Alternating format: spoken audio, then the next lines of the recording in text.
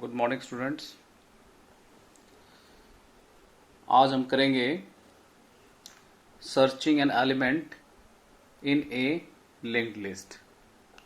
Searching N element इन ए linked list क्या होता है कि कोई आइटम है, लिंक्ड लिस्ट हमने सारी पढ़ ली है, ठीक है। उस लिस्ट के अंदर जैसे हमने एरे के अंदर भी आइटम को सर्च किया था, वैसे ही अब हम सर्च करेंगे लिंक्ड लिस्ट में अपने किसी आइटम को। तो इसमें हाँ दो तरह के मेथड होते हैं लिंक लिस्ट में सर्चिंग के, और इसके अंदर जो सर्चिंग प्रोसेस होती है वो linear search method is used in two cases. तो इसके अंदर सर्चिंग दो केसेस में होती है, one is for unsorted list, second is for sorted list. यानी जब हम सर्चेज करते हैं तो ये लिस्ट आपकी एक तो सॉर्टेड ऑर्डर में हो, ठीक है। सॉर्टेड ऑर्डर क्या होता है, असेंडिंग या डिसेंडिंग, ठीक, या आपकी अनसॉर्टेड ऑर्डर हो, ठीक है। अनसॉर्टेड ऑर्डर मतलब उसके अंदर आइटम एक पर्टिकुलर ऑर्डर में ना हो, ऊपर नीचे हो, ठीक है। जैसे ये मेरे पास अनसॉर्टेड लिस्ट है, इसमें पहली वैल्यू मेरे पास 2 है, दूसरी 5, 1 और 3 है। ये इनके एड्रेसेस हैं, ये हेड है, ठीक है, और ये एक टेम्प वेरिएबल है। तो इसमें ये मैंने इसका एक एल्गोरिथम लिखा हुआ है। तो पहला मैं केस करूंगा अनसॉर्टेड लिस्ट के केस में, ठीक, और इसके अंदर ये एल्गोरिथम है, और इसके बारे में मैं थोड़ा सा वैसे ब्रीफ में आपको बता देता हूं कि इस प्रोसेस ये कैसे आपकी चलेगी, ठीक है। इसके अंदर हम क्या करेंगे, ये आपकी कोई भी लिस्ट है,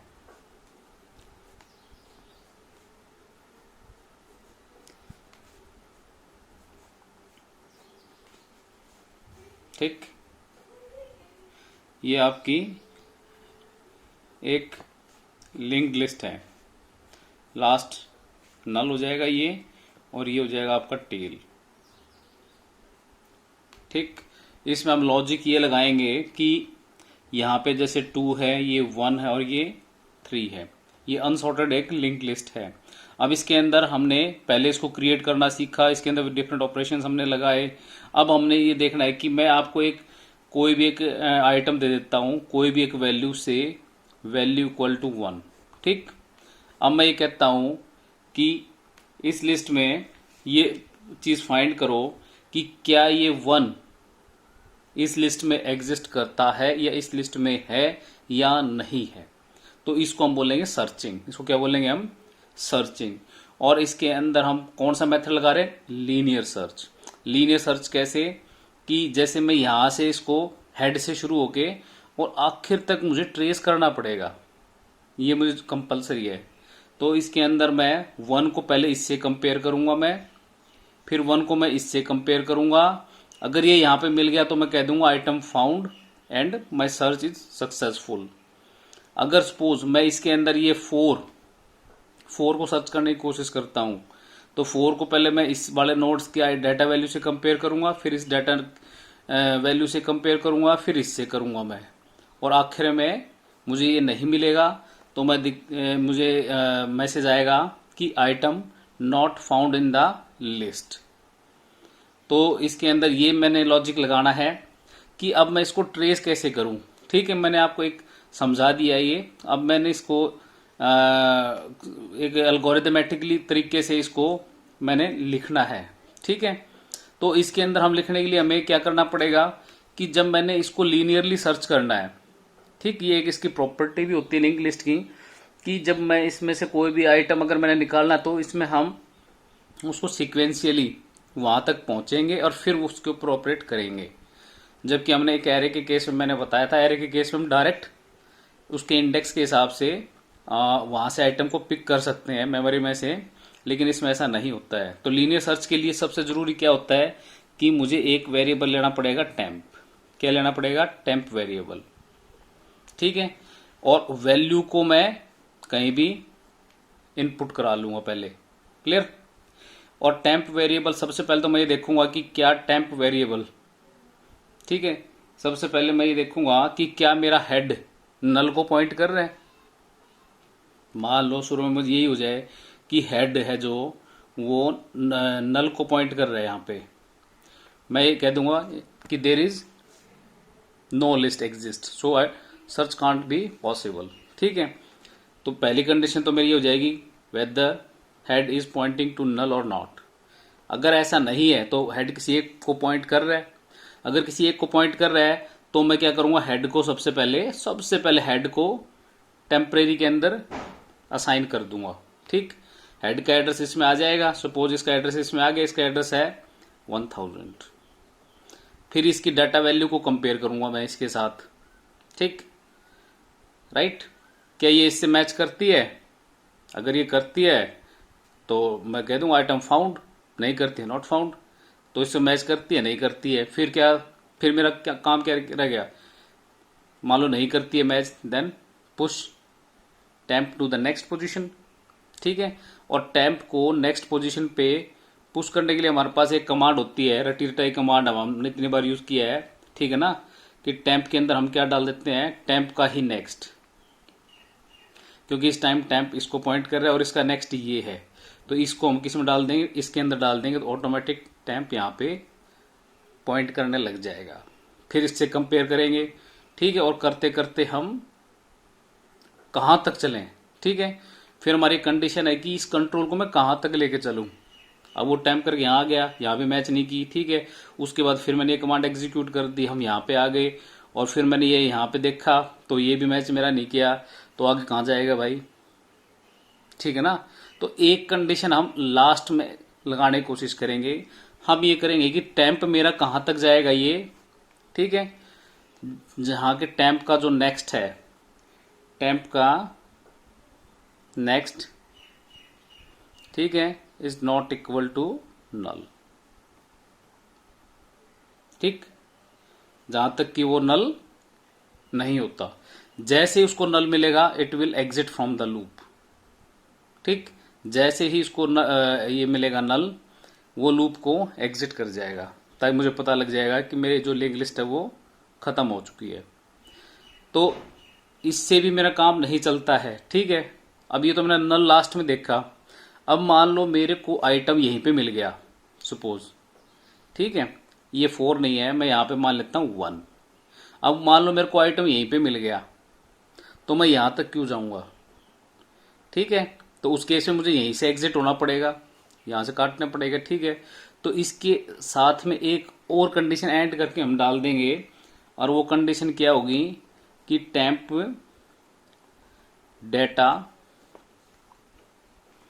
data is not equal to value input.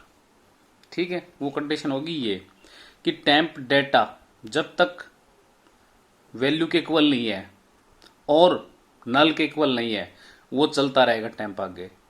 ठीक है, जैसे उसको यहां वैल्यू मिली, it will exit from the loop और कह देगा सर्च सक्सेसफुल। ठीक है, अगर वो नहीं मिला उसको आइटम, वो आखिर तक मान लो चला गया। ठीक है, आखिर में उसको नल मिल गया, वैल्यू तो उसको मिली नहीं, मान लो नल मिल गया, तो भी एग्जिट करेगा। ठीक है, और एग्जिट करने के बाद हमें मैसेज क्या देगा कि वहां पे मैं वैल्यू को कंपेयर कराऊंगा एक बार फिर दोबारा से, कि जो आपकी ये डेटा है और वो वैल्यू क्या वो इक्वल टू है। ठीक है, क्योंकि नल तो मिल चुका है, लूप से मैं एग्जिट हो चुका हूं, और उसके बाद टेम्प डेटा को वैल्यू से कंपेयर कराएंगे हम, क्या उसे मैच करती है, वो भी नहीं करी, देन हम लिखेंगे कि search is not successful.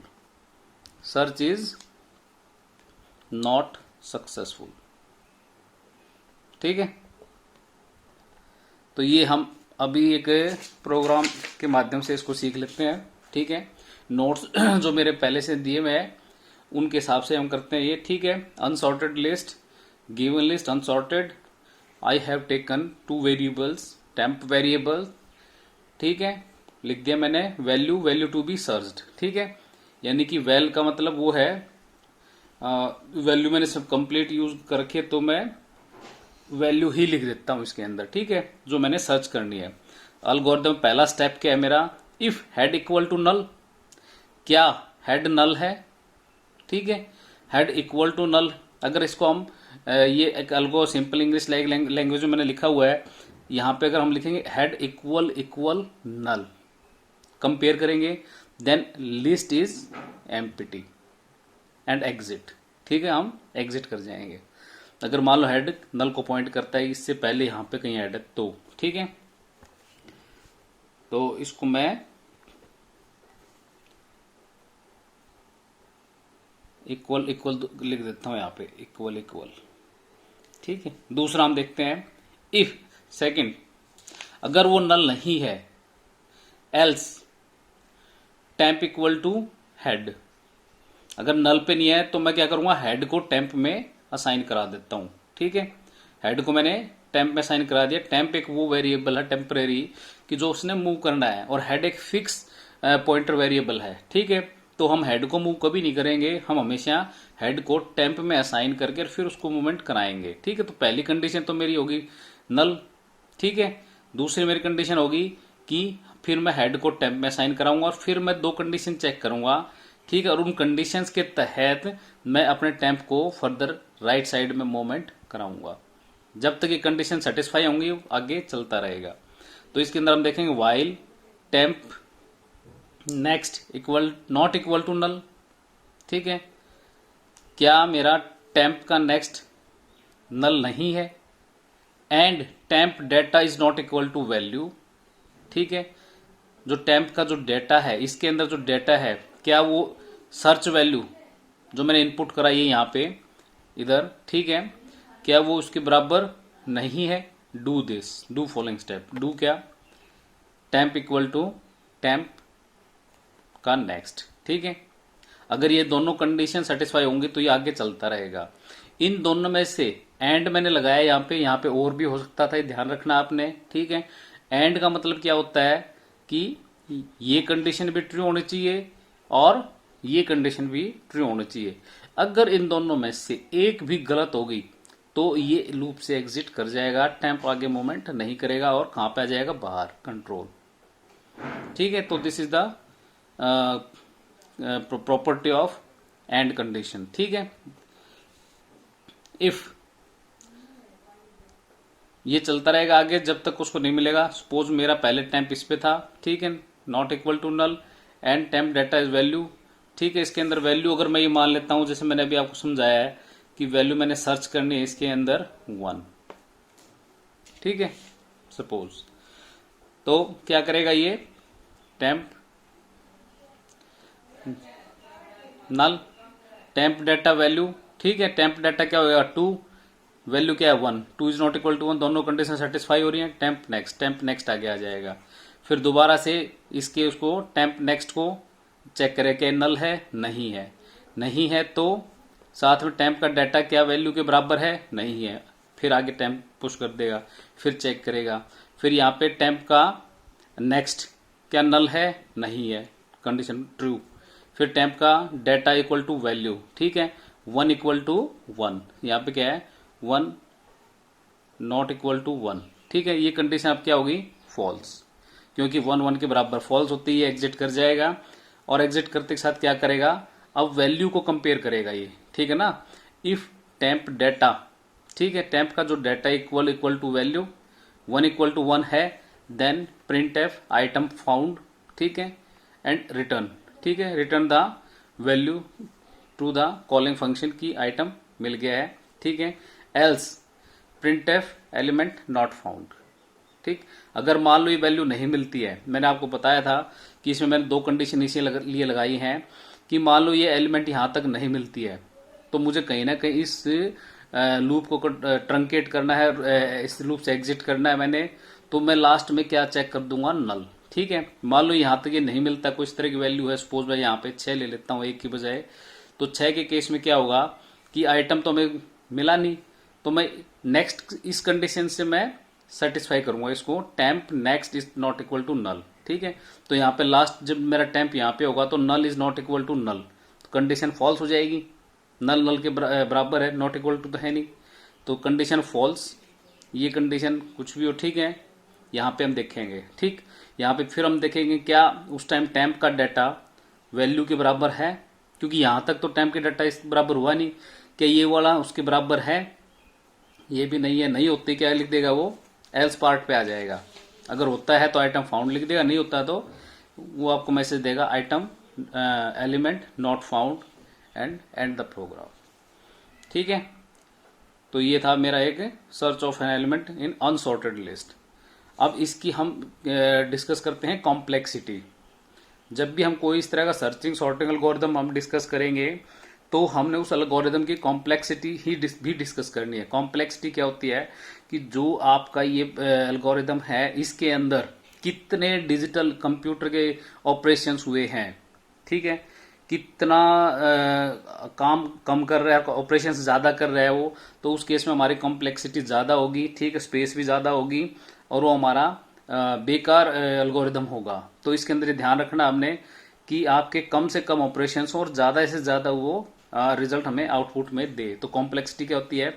It's complexity is same as that of the linear search. Linear search हमने जो किया है या हम आगे करेंगे तो उसकी इसकी सेम होती है।